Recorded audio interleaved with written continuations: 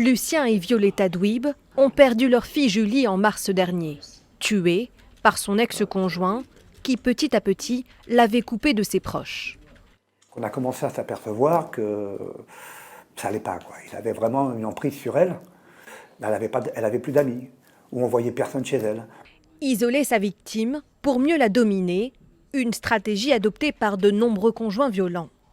Où les femmes vont être enfermées dans une toile d'araignée, elles ne vont pas forcément diagnostiquer à un moment donné pourquoi leur agresseur les isole, les empêche de voir la famille. Et lorsque la victime veut rompre et mettre fin à cette emprise, bien souvent, il est trop tard. Et à partir du moment où une victime lui annonce qu'elle souhaite partir, elle brise cette emprise. Elle reprend sa liberté, elle reprend son individualité, elle reprend son autonomie. Et pour ces agresseurs-là, c'est juste impensable.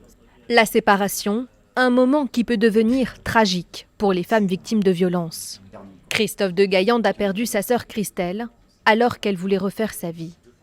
Voulant récupérer les enfants et tout, monsieur l'a attrapé apparemment, aurait tapé et aurait donné 3 coups de couteau en présence des enfants dans l'appartement. Le harcèlement et les menaces conjugales sont pourtant condamnés par la loi.